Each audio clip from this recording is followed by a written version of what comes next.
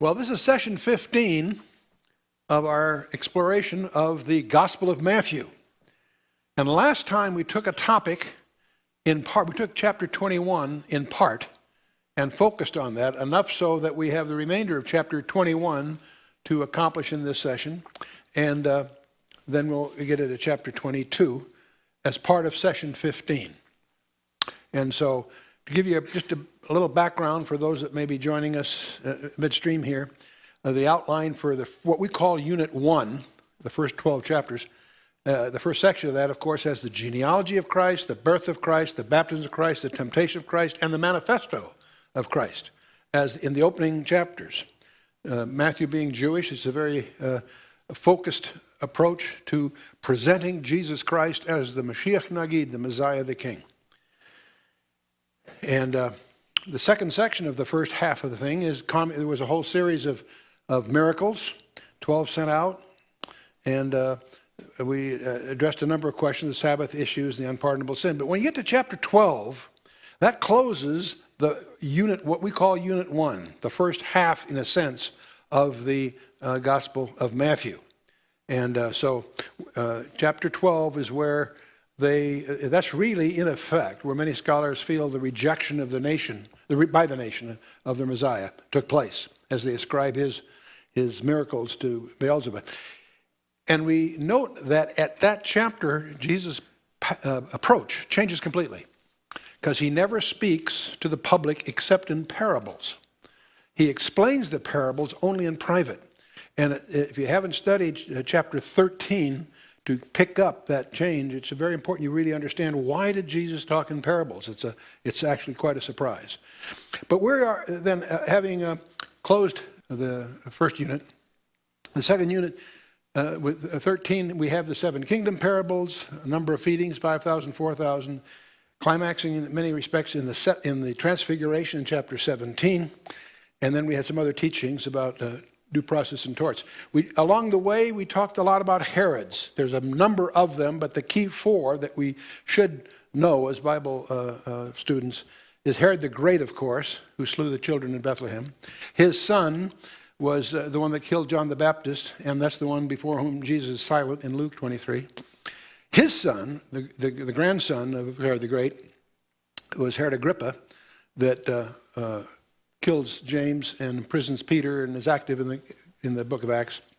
And then his son, Herod Agrippa II, is the one before whom Paul is tried and so forth. So these four, don't confuse them, Antipas, Agrippa, and Agrippa II. But in any case, and feeding the multitudes, familiar parables, but we invite you to notice that they are distinctive and they carry a symbolic message that's quite distinct also. The 5,000 being predominantly Jews, taking place in Galilee, and it has a number of distinctives. And the 4,000, which occurs in the next chapter of Matthew, predominantly Gentiles in Gentile area, and it has some symbolic implications that are distinct. So I'll leave that for you to refresh. But in Unit 2, of course, is the Judean ministry. That's where we're in now, and the final week. And we took Matthew 19 to 21 before. We took the triumphal entry in the last session, which is recorded in all four Gospels, which is a clue that that's very, very important and very critical. And the final week is what we're really starting to focus on. In Matthew, it starts with chapter 21 and Luke at 19. But I encourage you to read both sessions in parallel as we go into this climactic part of the Gospel of Matthew. The triumphal entry being chapter 21 of Matthew and 19 of Luke, and we went into some depth on that last time. And as we move through Matthew 22 and 23 of various teachings, Matthew 24 is in parallel to Luke 21. It's often called the Olivet Discourse, and that's a strange label. It's just a way of distinguishing this particular discourse, but that's what's coming up.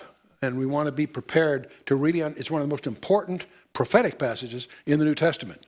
And then, of course, we get into the final week with the Last Supper, or the Last Seder, more properly called, in Matthew 26. And then the crucifixion, of course, and the resurrection, which completes the gospel.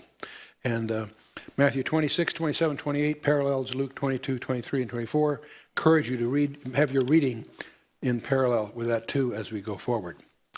But the 69 weeks last time we talked about, very strange prophecy given to Daniel by Gabriel, in which he gives Daniel 4 verses, and Jesus himself points to those 4 verses as the key to end-time prophecy. We'll find that happening in one of the subsequent sessions. But we want to highlight this. It's the most astonishing passage in the Bible, in my opinion.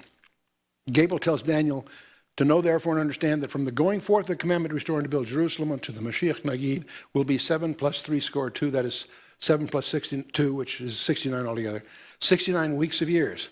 And the street shall be built again and the wall, even troubled times. Given to Daniel while he was still a slave in Babylon, but sensitive to the fact that it was about over.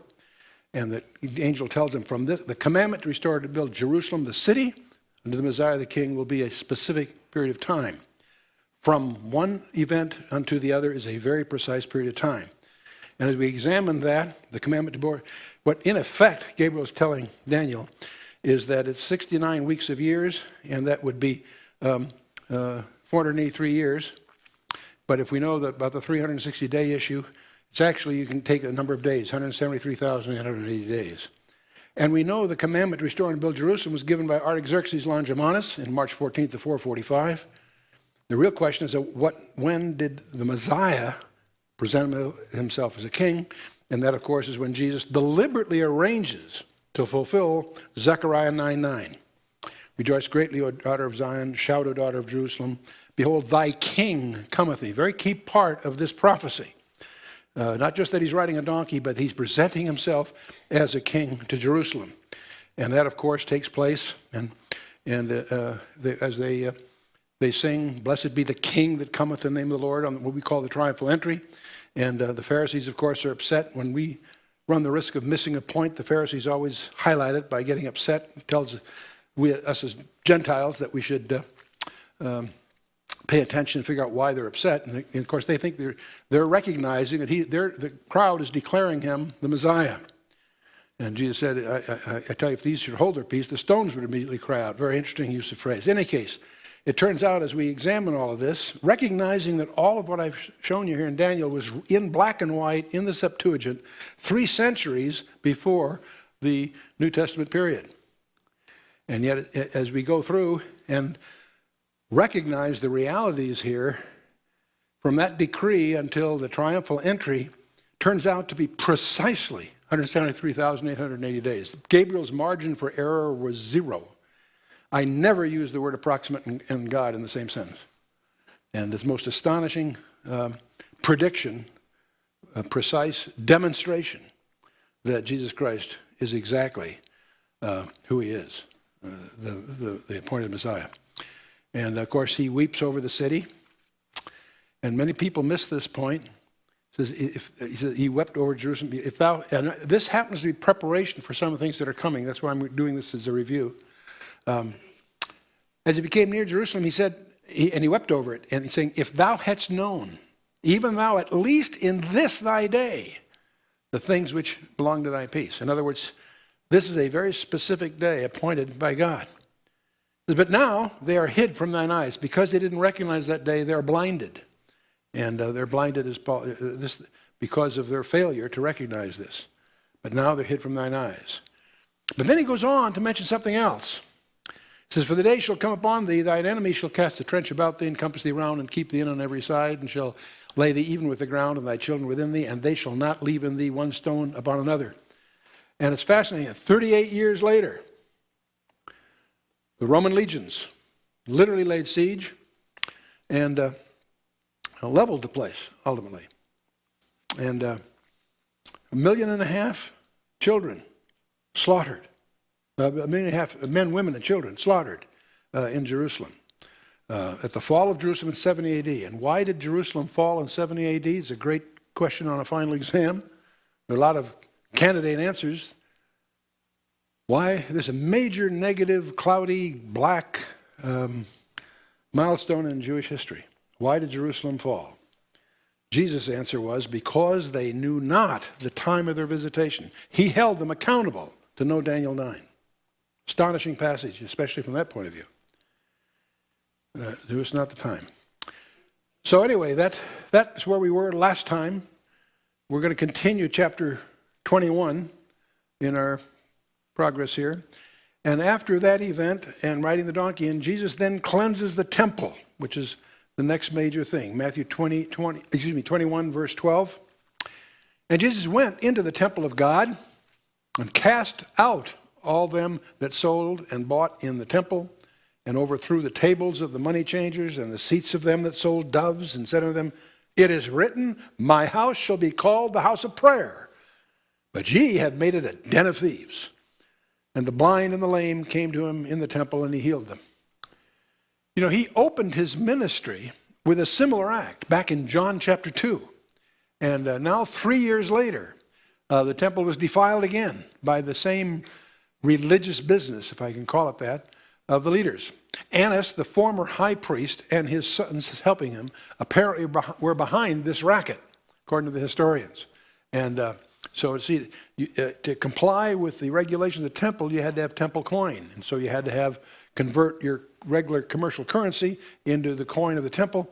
And that, of course, created an opportunity for money changers, which on the one hand is a valid service in one sense, but obviously two things were wrong. They're apparently being abusive, and secondly, it had no business being in the temple. And so Jesus went ahead and dealt with that. And the den of thieves comes from a Jeremiah passage of the same subject, by the way, from the Old Testament. Continuing then. And when the chief priests and scribes saw the wonderful things that he did, the word wonderful may be an editorial term. They were awed, wonderful in the classic sense, or awesome things that he did. And the children crying in the temple and saying, Hosanna to the Son of David. They were sore displeased and said to them, Hearest thou what these say? They're really upset because they're recognizing him as messianically again. Jesus said to them, Yea, have ye never read? Out of the mouth of babes and sucklings thou hast perfected praise. He happens to be quoting Psalm 8, verse 2. But the main point is the chief priests and scribes are upset because even the children are recognizing the uniqueness of Christ in the situation. And so Jesus left them and went out of the city into Bethany and lodged there. Now, Bethany is about a Sabbath day's journey from the temple. That's one reason you find him so often in Bethany. He had friends there, of course, Lazarus and Mary and all that. And but it was a legal walk.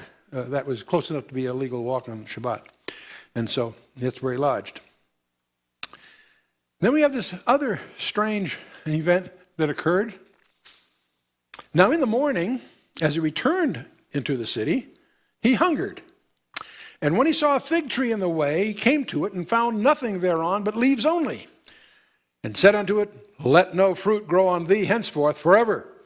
And presently the fig tree withered away. Strange event. And you sometimes see it rendered in movies and stuff enigmatically. I mean, it's quite clear that often even the people who produce the movie didn't really understand what that had to do with anything. Well, was he against figs? I don't think so. Quite the contrary. He wanted some. They weren't there. In most varieties of fig trees in that part of the country, the leaves show up. The fig should show up before the leaves. So when you see leaves, you would expect the figs to be already there. That's what is not obvious unless you without that little bit of background. And so, but Jesus is actually making a point here. In several other places, not in Matthew's account particularly, but both in Luke and Matthew 21, earlier, you find the term Bethphage for that area. Bethphage and Bethany are, in a sense, almost like synonyms. Bethphage means the house of unripe figs, strangely enough. And the fig tree symbolizes, now most scholars would recognize this as symbolizing the nation of Israel. They would draw upon Jeremiah 8, Hosea 9, and Luke 13 for references there. There are some scholars that say it's actually more specifically the house of Judah. And so it's whether it's the nation as a whole or focusing on Judah is a debate that involves some other issues that are very tangential to our purpose here. But the specificity of Judah is suggested from Isaiah 24 also Hosea 9 and Joel 1, for those of you that want to get into that. But the main idea here is just as the tree had leaves but no fruit, so Israel had a show of religion, but no practical experience of faith resulting in godly living. That's the net of this. Not just this, but a number of things that are going to follow in this and the subsequent chapter. You're going to discover that these things all fit into a pattern. They're not just little random parables that will surface here shortly. The main point that comes out of all of this, and we could spend a lot of time hammering this, but I think it's pretty self-evident to the serious student. The main theme here is God wants to produce fruit in the lives of his people. The focus here, of course, is Israel, their failure to be prepared for and receive their Messiah. We're going to talk heavily about that in the next couple of sessions. So that has a specific geopolitical application to the time that we're dealing with. It also clearly doesn't take any imagination to recognize how it applies to us personally. That's exactly, God expects our lives to bear fruit. Often with a large audience, I'll ask the audience, how many of you are saved? How many of you are saved? Can I see? Show of hands. My second question is, what have you done with it? You know, there's a tendency in the evangelical community to celebrate when someone makes a decision for Christ. They come down the sawdust trail and they answer an altar call and they make a decision for Christ, and we celebrate that. I'm not demeaning that, but there is a misleading aspect of that. That's not a climax, it's a beginning. The real issue isn't making that decision. The real issue is how you're going to finish. The landscape's littered with people for whom finishing well was not part of their epitaph. And so God expects a real conversion to bear fruit. And we're not here to judge gifts. See, I'm not interested in whether you're speaking in tongues or this or that, what your gift might be. I am, but not as an endpoint. We're not gift inspectors, we're fruit inspectors. Is there fruit in your life is the real issue. And that's another aspect of this. Well, let's move on. In Matthew 20, verse 20. And when the disciples saw it, that is this dried up fig tree, they marveled, saying, how soon is the fig tree withered away? Jesus answered and said to them, verily I say unto you, if ye have faith and doubt not, ye shall not only do this which is done to the fig tree, but also if ye shall say unto this mountain, be thou removed, and be thou cast into the sea, it shall be done. And all things whatsoever ye shall ask in prayer, believing, ye shall receive. That's quite a challenge. That's quite a challenge. Easily abused, but quite a challenge. And when he was come into the temple, the chief priests and elders of the people came unto him as he was teaching and said, by what authority doest thou these things? And who gave thee this authority? They're upset. He just cleaned house. He had a major impact on their profit plan. So they're challenging his authority to do all of this. Jesus answered and said to them, I also will ask you one thing, which, if you tell me, I and likewise will tell you by what authority I do these things. He knew that they were just trying to trap him. There's a whole series of these attempts at entrapment that he's dealing with, and this is anticipatory in that sense. And, in verse 23, by what authority? Our response to that is, this is late in the game, fella. They had their chance and they blew it back in chapter 12 and following, right?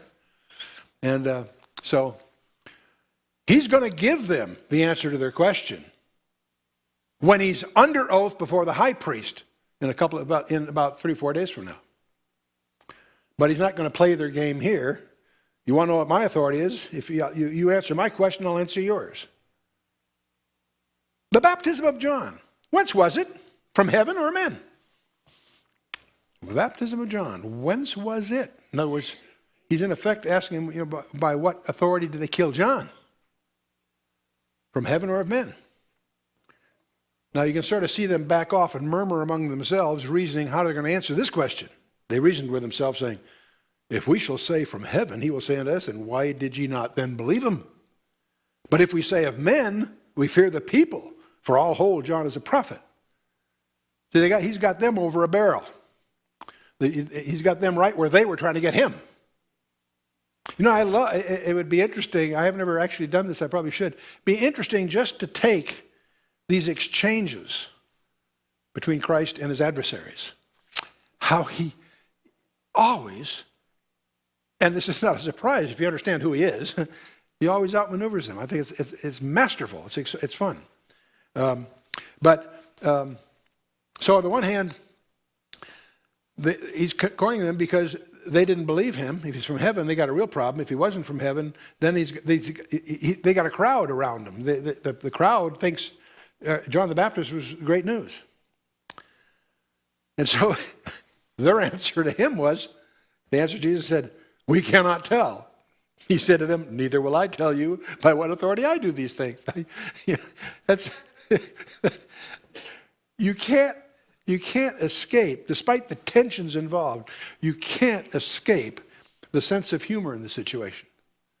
You know, the irony, how he's got them trapped and he's got them right to where they were trying to get him, if you follow me. And this goes on with the Caesar's coin and all that rest coming up here.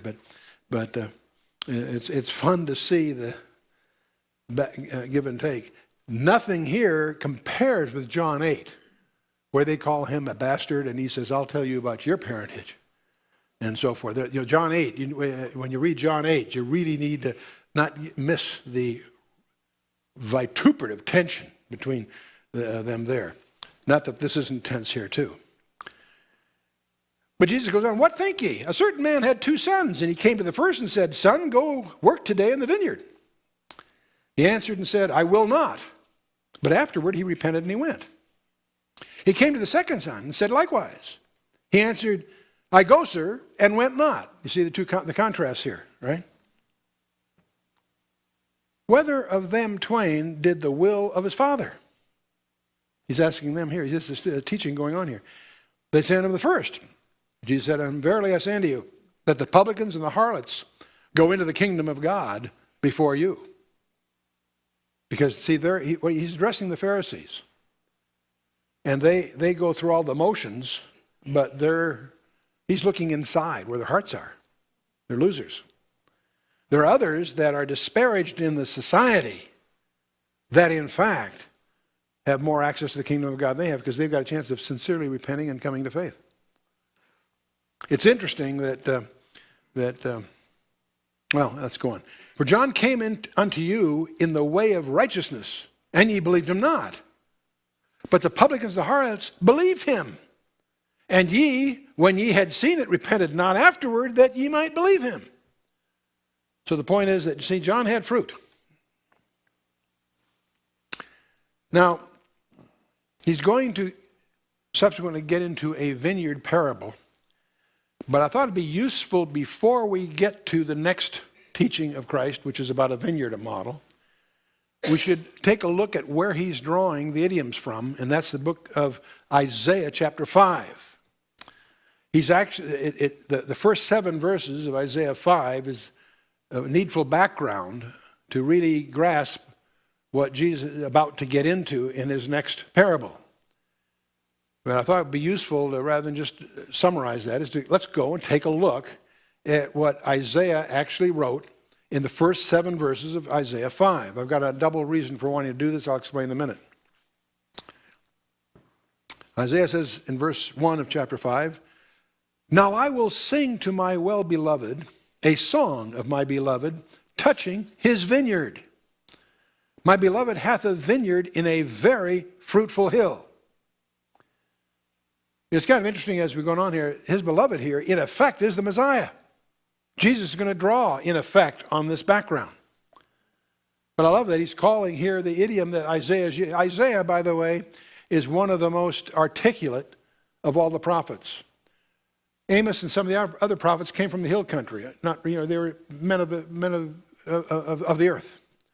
Isaiah was of royalty. He had one of the most eloquent vocabularies in the entire Old Testament. And he executed his office before kings. But it's interesting to see him speak of what in effect is God as the well-beloved one. I think that's beautiful.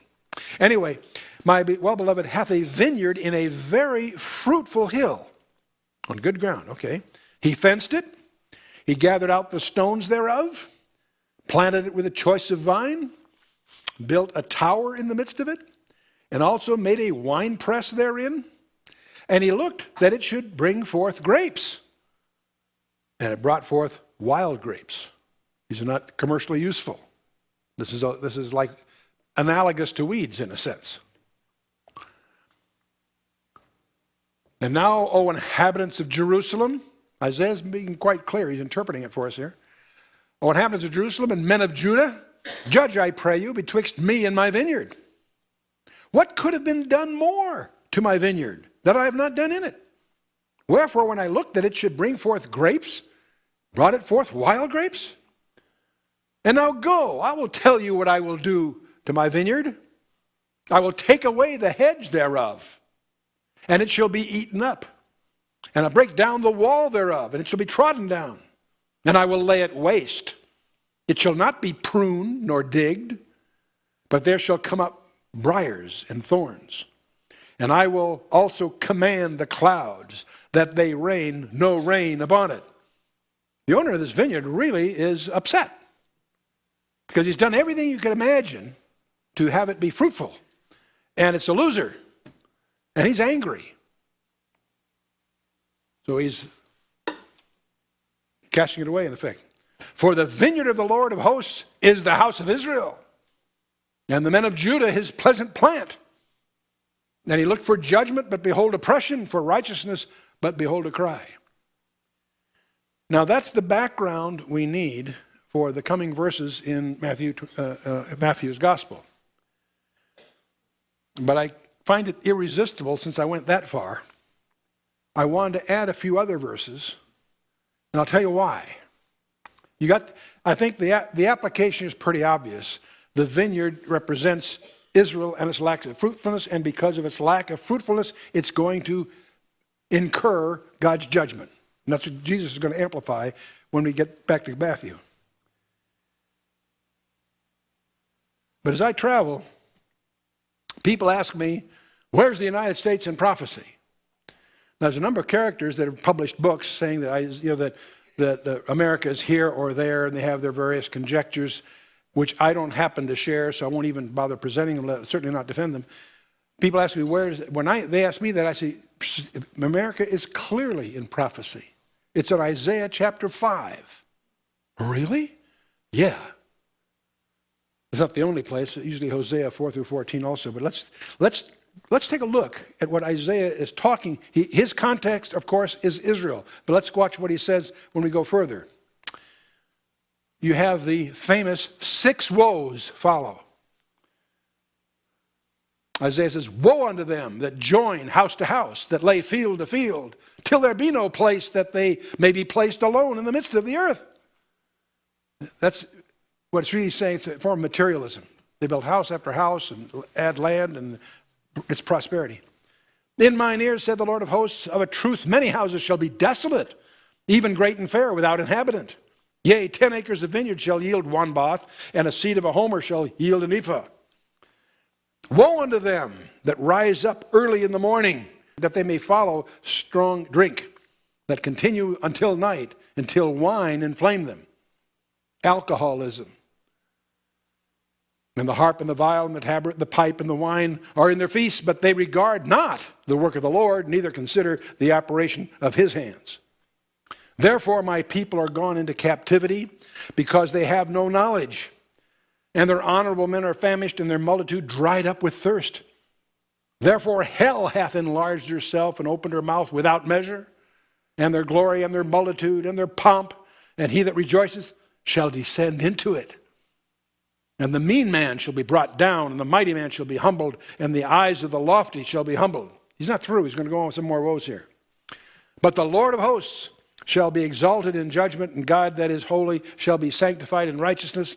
Then shall the lambs feed after their manner, and the waste places of the fat one shall strangers eat.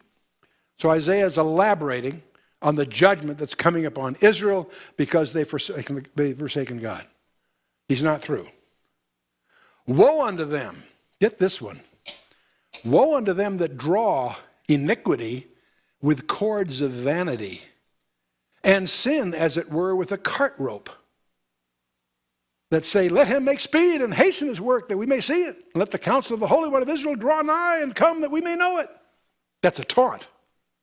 That's being said sarcastically. Notice verse 18. Woe unto them that draw iniquity with cords of vanity, and sin, as it were, with a cart rope. In other words, they are parading their disregard of God in a parade. They're drawing. When you see in the press what they call the gay pride parades, that's what I see in this verse. Woe unto them that draw iniquity with cords of vanity. They're actually hauling this in a parade. And sin, as it were, with a cart rope. Boy, that's graphic. How interesting it is that the Katrina disaster happened on the weekend of the largest gay pride celebration on the planet Earth annually. How interesting. And even the taunt here that say, let him make speed and hasten his work that we may see it. Let the counsel of the Holy One of Israel draw nigh and come that we may know it. Woe unto them that call evil good and good evil. Call that value relativism, if you like. Woe unto them that call evil good and good evil, that put darkness for light and light for darkness, that put bitter for sweet and sweet for bitter. The interesting inversion of values in our culture. You take a guy like Mel Gibson, who does a movie on the deity of Christ, and the critics figure it was a money-making snub film. You got to be kidding. You have Dan Brown, who published a fiction novel libeling Jesus Christ, and it's considered great history, believe it or not. Astonishing to read the reviews and contrast. What's going on here? Fiction extolled for truth, and truth, even the deity of Christ, dismissed as fiction. Going on, woe unto them that are wise in their own eyes and prudent in their own sight. When I see that, I think of the Jesus Seminar, where scholars, so-called, exchange their subjective guesses for sound scholarship. They vote on what they think Jesus probably said. And maybe if he had enough votes, he'd resign or something. Woe unto them that are mighty to drink wine and men of strength to make strong drink, that justify the wicked for reward. These are judges that take bribes and take away the righteousness of the righteous from him. Therefore, as the fire devoureth the stubble and the flame consumeth the chaff, so their root shall be rottenness and their blossom shall go up as dust, because they have cast away the law of the Lord of hosts and despised the holy word of the Holy One of Israel. This, of course, is addressed. This is judgment coming upon Israel. But I personally cannot escape the parallelism between their predicament and their being overdue for judgment with our predicament and our heritage. There's probably no nation I can think of on the planet Earth that more deserves God's judgment because of our heritage. Other countries have not had the benefit, the heritage that we had, and we've disparaged it and failed to protect it. Therefore is the anger of the Lord kindled against his people, and he hath stretched forth his hand against them, and hath smitten them, and the hills did tremble, and their carcasses were torn in the midst of the streets. Boy, that's graphic word, isn't it?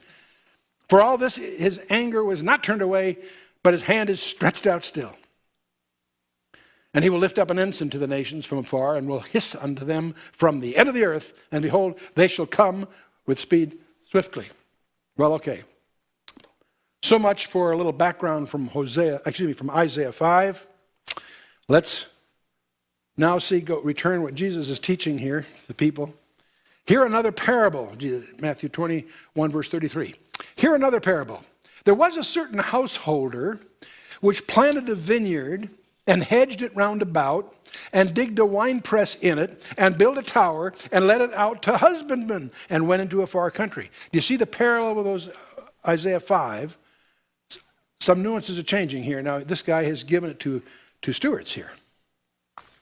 And when the time of the fruit drew near, he sent his servants to the husbandmen, that they might receive the fruits of it. And the husbandman took his servants and beat one, killed another, stoned another. Again, he sent other servants, more than the first, and they did unto them likewise. In other words, every time he sends his representatives to get the pay that's due him, they get slaughtered. What do you think this guy's thinking? The owner's getting probably pretty cool here on the whole deal. But last of all, he sent unto them his son, saying, well, they will reverence my son. But when the husbandmen saw the son, they said among themselves, this is the heir. Come, let us kill him, and let us seize on his inheritance. That may sound obscure to us because we're not familiar with the laws, but there is a structure by which they could have aspired to gaining the property by killing the son. I don't want to get in those mechanics. It doesn't suit our purpose here, but you get the idea. In any case, let's seize on his inheritance. They caught him, cast him out of the vineyard, and slew him. They even killed the owner's son. When the Lord therefore of the vineyard cometh, what will he do unto those husbandmen? And they said unto him, his listeners saying, they said unto him, well, he will miserably destroy those wicked men, and will let out his vineyard unto other husbandmen, which shall render him the fruits in their seasons. Right. They're going to lose their franchise. Israel's going to lose their franchise. Jesus said unto them, did ye never read in the scriptures, the stone which the builders rejected, the same has become the head of the corner. This is the Lord's doing, and it is marvelous in our eyes. Therefore I say unto you, the kingdom of God shall be taken from you, and given to a nation bringing forth the fruits thereof. And whosoever shall fall on this stone shall be broken, but on whomsoever it shall fall, it shall grind him to powder. Graphic language. Stones and mountains. God is referred to as a rock or a stone throughout the Old Testament. Deuteronomy 32, Psalm 18, and so forth. 1 Corinthians 10:4, Paul even says that rock that followed him in the wilderness wandering was Christ. He's speaking idiomatically, of course. The stone is also a messianic title, and that's, of course, what happens in a number of places. And 1 Corinthians 10:4 is one of them. Now, to Israel, Jesus was a stumbling stone, and in some respects still is today. Isaiah 8, Romans 9, 1 Corinthians 1, and so forth. Israel rejected the Messiah, but in his death and resurrection, he created the church. That's the other nation expression, if I can put it that way. To the church, Jesus is the foundation stone, the head of the corner, so designated in Ephesians 2, 1 Peter 2, and a number of other places. At the end of the age, that stone is going to become a mountain. Remember the trailing part of the Daniel 2, the famous Nebuchadnezzar dream with the metal image. The stone cut without hands, smites it, crumbles it, and the stone grows into a mountain that fills the whole earth. The mountain is a government. At the end of the age, Jesus will come as the smiting stone, destroying Gentile kingdoms and establish his own glorious kingdom. And that's really the climactic thing in Daniel 2. That's also portrayed with different idioms, but same issue in Daniel 7, and is amplified, of course, in the book of Revelation 13 to 20, in effect.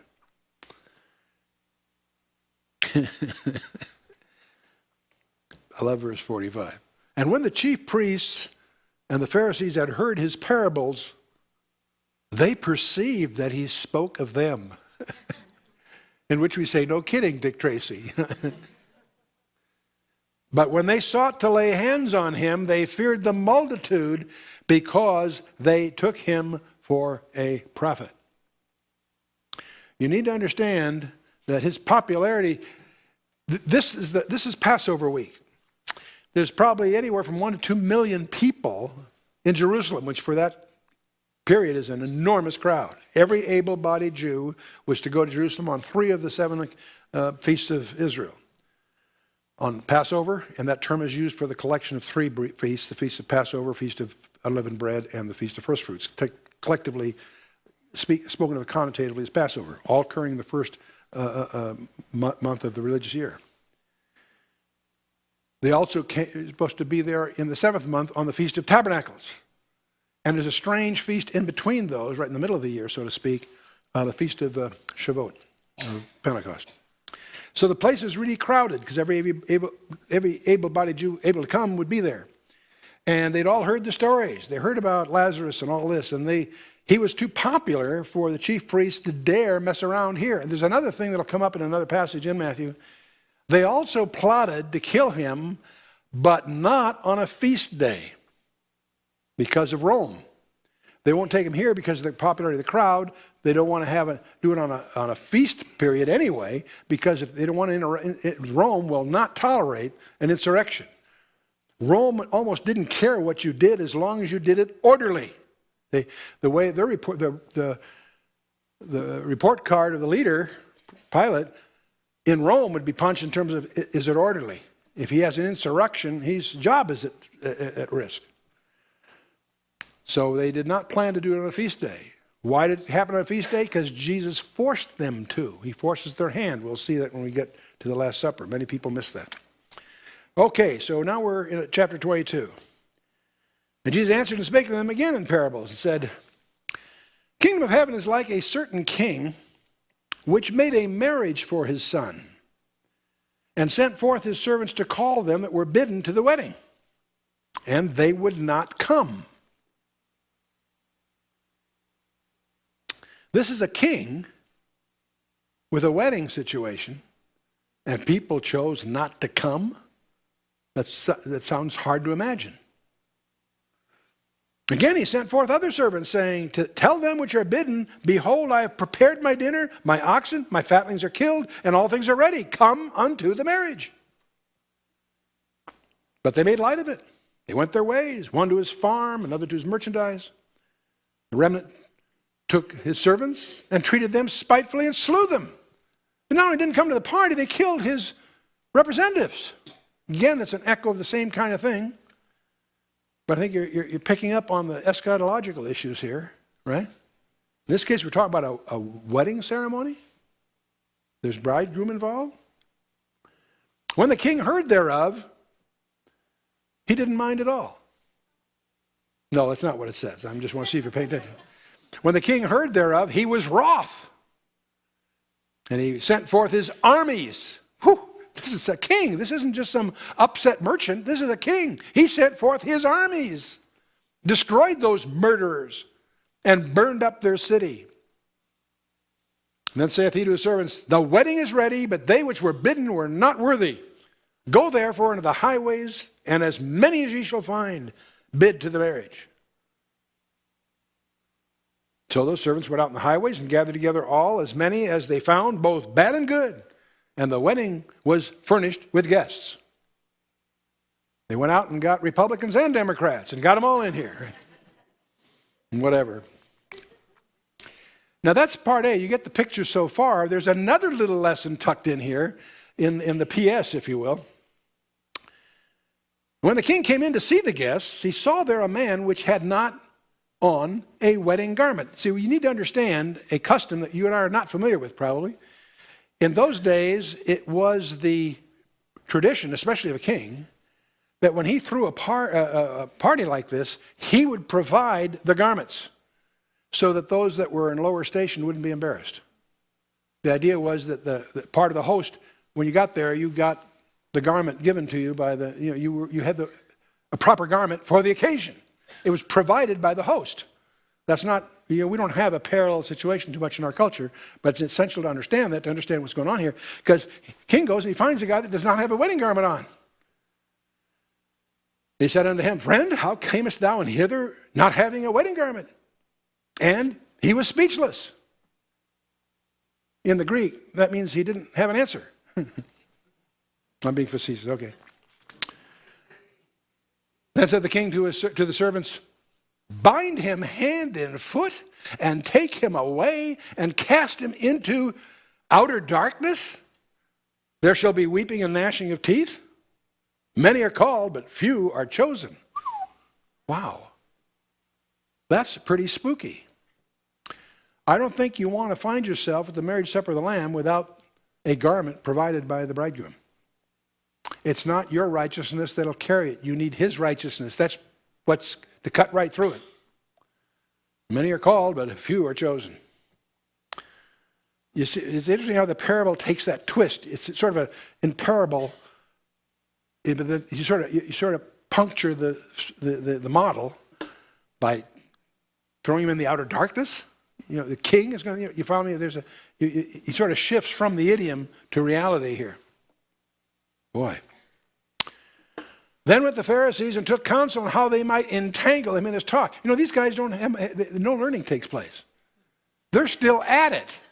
They're going to trick God. Then went the Pharisees and took counsel on how they might entangle him in his thought. And they sent out unto him their disciples with the Herodians. We'll talk about them in a minute. Saying, Master, we know that thou art true and teachest the way of God in truth. Aren't they oily? Master, we know that thou art true and teachest the way of God in truth. Neither carest thou for any man, for thou regardest not the person of men. Tell us wherefore, what thinkest thou? Is it lawful to give tribute unto Caesar or not? Well, let's back up a minute and understand what we're dealing with here. First of all, the Pharisees were pretty familiar with at this point, but who are these Herodians? That requires a little comment. They were pro-Roman Jews. Among the Jewish population, there were Jews that aspired to get along with and be supportive of the rulers in B, which of course is Herod, who's an Idumean, but the point is he's really the representative of Rome. And so this group were basically a pro-Roman group. They had nothing in common with the Pharisees. The Pharisees are obviously very anti-Roman. But what does unite them here, nothing unites two enemies like having a common enemy. So these are strange bedfellows, if you will, here. And so they're joining to trip up, hopefully, that's in their mind. And so the Pharisees opposed the Roman poll tax. We're going to talk about tax here in a minute, for about 3 reasons. They opposed the Roman poll tax because they did not want to submit to any Gentile power. On top of that, Caesar was being revered as a god, and that, of course, offended the Jewish sensibilities. And furthermore, they had better uses for their money than to have it absconded by Rome, just the pragmatics of it. Now, the Herodians were a party supporting Herod, and they were in favor of the tax. The Pharisees opposed the tax, the Herodians favored the tax. So they had opposite views on this issue. And because see, Herod's authority, even though he's Idumean, an Edomite, he was supported by Rome, and Herod would have a very difficult time staying in office but for Rome. So you got to recognize he really represented the Roman authority here. Now the tax, every tax that poor people had to pay was just another reminder that they were not free. It wasn't just the economics of it, it was the insult of it. That's what I'm trying to get across here. And in fact, there was even a group called the Zealots. They were like an underground movement of fanatical Jews that often staged protests. And so they would, of course, oppose any Roman tax. So you've got these different groups that are all out there, and they're trying to confront Christ with a choice. Do you give to Rome or not? Because if he says yes, he's going to upset all those that are anti-Roman. If he says no, he's got real problems with the authorities. See, it's a catch-22 kind of thing. So it's easy to see why the Pharisees and the Herodians chose the poll tax to be this litmus test here. Because if Jesus opposed the tax, he'd be in trouble with Rome. But if he approved the tax, he'd be in trouble with the population from several different points of view. Are you with me? So how is he going to deal with this? It's a real spot. And the only reason it seems so trivial is because we all looked ahead and seen the answer. But Jesus perceived their wickedness. He wasn't conned by this greasy front end. He said, why tempt ye me, ye hypocrites? Show me the tribute money. And they brought unto him a penny. He's going to make several points here that many people miss. So let's watch this carefully. They brought unto him a denarius. We'll call it a penny. And he said unto them, whose is this image and superscription? And well, Caesar's. Then saith he unto them, render therefore unto Caesar the things which are Caesar's, and unto God the things that are God. Now, most of us recognize the story. It was a very neat way to get out from under the crossfire, to duck their, to escape the little trap they'd set for him. No, there's something more going on here. You and I have dual citizenship. This has a direct impact for all of us. We know that Christians must honor and obey their rulers. Romans 13 is full of that, 1 Peter 2, 1 Timothy 2. Clearly, the New Testament teaches us to be peaceable, okay? To submit ourselves to the authorities that are on us. So we have a dual citizenship. We have citizenship in heaven as well as earth. Now, in addition to obeying our rulers, we also must honor and obey God. So therein lies the rub, by the way. You know, I grew up, I vividly remember the 50s and 60s, where whether it was Boy Scouts or the military, it was God and country. It was a noble thing to dedicate your life to the defense of this country. You could argue that being a soldier under those conditions is the noblest profession on the earth.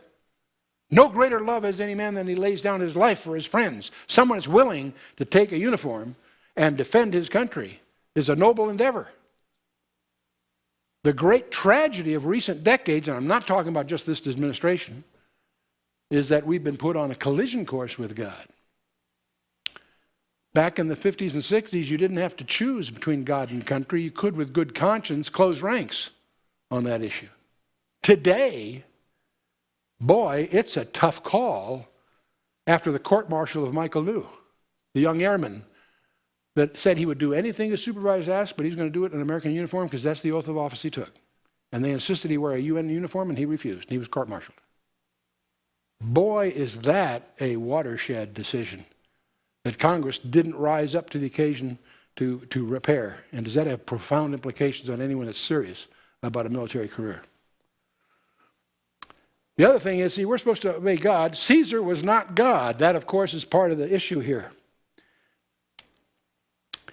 Man bears what image? The coin bared Caesar's image. Render unto Caesar the things that are Caesar's, and unto God the things that are God. Whose image are we made in? See the other point that's going on here? Caesar's image was on the coin. God's image is on man. That's Mr. and Mrs. Man, of course. Genesis 1. Sin has marred that image, but through Jesus Christ it can be restored. That's what Ephesians 4, Colossians 3, you can do your homework. Verse 22, when they had heard these words, they marveled and left him and went their way. The same day came to him Sadducees. This is a different group. These are the liberals. They're also the ones that are politically more powerful in the book of Acts. Pharisees are powerful during the gospel period, but as time went on, the Sadducees really became powerful in the Sanhedrin. So in the book of Acts, the Sadducees are really the politicos, if you will. In any case, the same day came to him Sadducees, which say that there is no resurrection, and asked him, and that phrase is put in so you understand the issues here. See, the Sadducees claim to abide by the Torah, and attempts by the Pharisees to prove the supernatural from the Torah turns out to be problematical, strangely enough. So the Sadducees successfully maintain that they followed the Torah, but they didn't believe in the supernatural, resurrection, that sort of thing.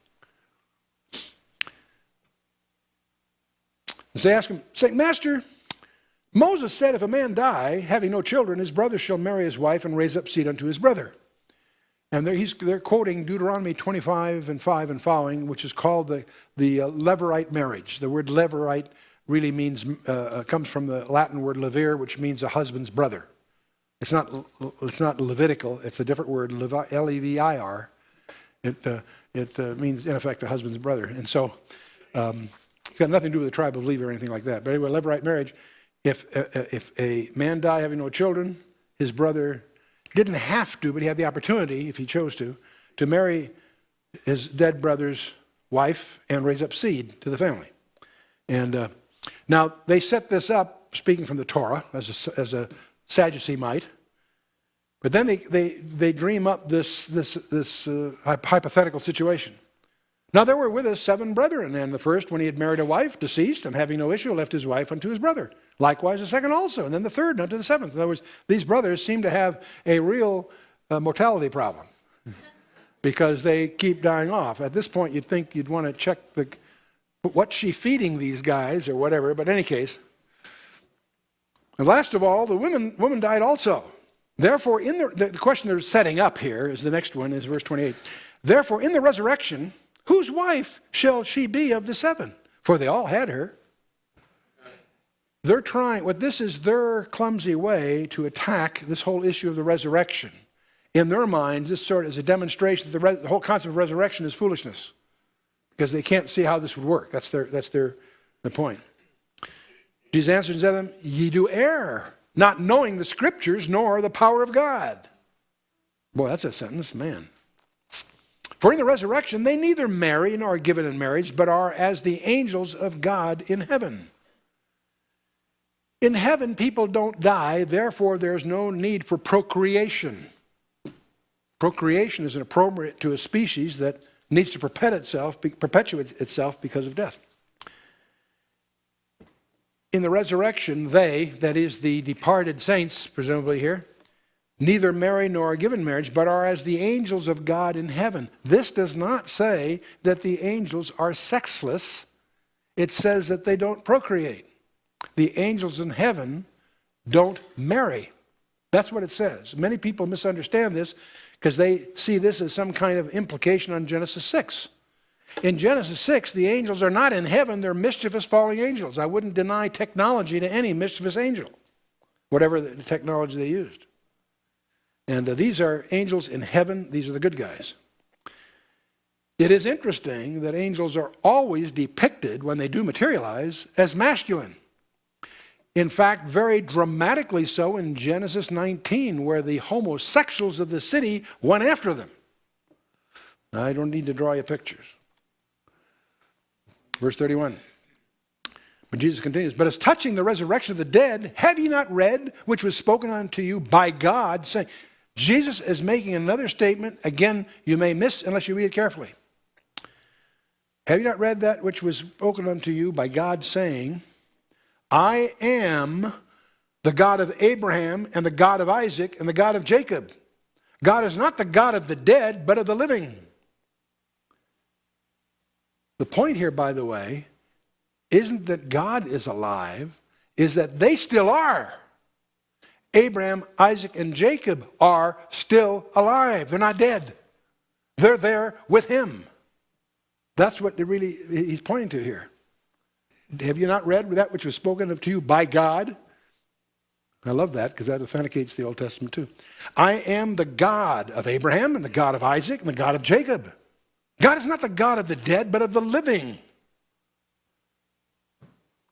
And when the multitude heard this, they were astonished at his doctrine. They understood what he was saying. When the Pharisees had heard that he had put the Sadducees to silence, they were gathered together. He can't be all bad, right? Then one of them, which was a lawyer, asked him a question, tempting him, and saying, Master, which is the great commandment in the law?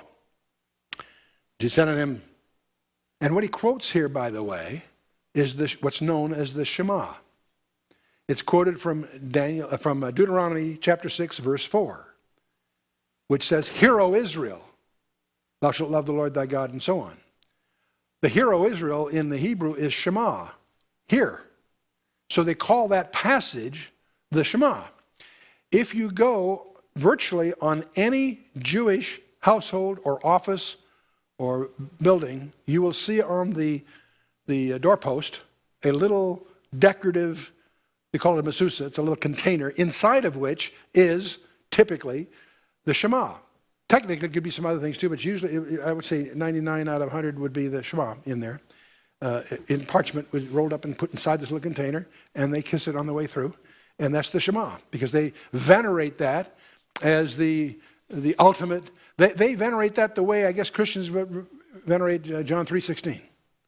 They might not know anything else in the Scripture, but they know the Shema. Many Christians know no other verse, but for God so loved the world that he gave it, and so forth. Okay. So anyway, so Jesus is quoting here is the greatest commandment from the Son of God himself. God said, unto him, Thou shalt love the Lord thy God with all thy heart, with all thy soul, and with all thy mind. That's essentially the Shema with one subtle change that we don't have to get into here, but be aware of the fact that he added one small little thing. What does he mean by mind? It's not your brain. That's a whole other study. What do we mean by heart? What do you mean by soul? Heart, soul, spirit, mind. These are terms we use. What do they really mean? You don't go to a dictionary, because that depends on context. What you want to do is take those words in the Greek and the Hebrew and examine every place in the Bible they appear and discover what they really mean. My wife spent 20 years doing that, and that led to her trilogy of books called The Way of Agape. But the real discovery in that, in my mind, was the realization of what those words actually mean, and they're not what you think they mean. We think of mind, we think it equivalent to brain. That's not what the word means. Okay? And we go into heart and soul. Those are loosely used words and misused in the colloquial environment. They're used very precisely in the architecture of the temple, and you want to understand that. Anyway, this is the first and great commandment. No argument there. Jesus goes on to give him the second in line here. The second is like unto it. Thou shalt love thy neighbor as thyself. He's basically quoting Leviticus 19:18. And even an unbelieving Jew would agree that Jesus adequately summarized the entire Bible by quoting two verses. The Shema of Deuteronomy 6:4 and what we would call the golden rule kind of thing. It really isn't, but anyway, Leviticus 19:18. And it's interesting that the Islamic Quran has not one commandment in it, cover to cover, to love anything, but has over 100 commands to execute the non-believers in Islam. Just be aware of the disinformation that's being promoted throughout our culture. But anyway, Jesus quotes these two, and then he says, on these two commandments hang all, the law and the prophets. Go through the 10 commandments. The first three are our love of God, and the rest are our love of our brother. But they all dovetail together, obviously. When the Pharisees were gathered together, Jesus asked them, oh, I love this. Now his turn to ask them a question. Jesus asked them, saying, what think ye of Christ? Whose son is he? Meaning the Messiah. Whose son is the Messiah? Well, they said unto him, the son of David. Okay, good. That's known as the setup. Okay. You know, in boxing, it's the jab just before the right cross coming in here. He said to him, how then doth David in spirit call him Lord, saying, the Lord said unto my Lord, sit thou on my right hand till I make thine enemies thy footstool. If David call him Lord, how is he then his son? Man, that's a stumper. The Messiah is the son of David, and David calls him Lord. You see, what this is highlighting is the God-man issue. Many Jews say, well, nowhere does the Messiah is supposed to be, they have very strange arguments. This nails it. But here's the fun part. No man was able to answer him a word, neither durst any man from that day forth ask him any more questions. Party's over, guys. You had your chance. Okay, for the next session, you are to read not only Matthew 23, but I want you to go ahead and review Matthew 5. Back when we started the study of Matthew, we went through the Manifesto of the King, the Sermon on the Mount, which is 3 chapters, 5, 6, and 7. Just review your notes. After read Matthew 23, read Matthew 5 for some structural issues.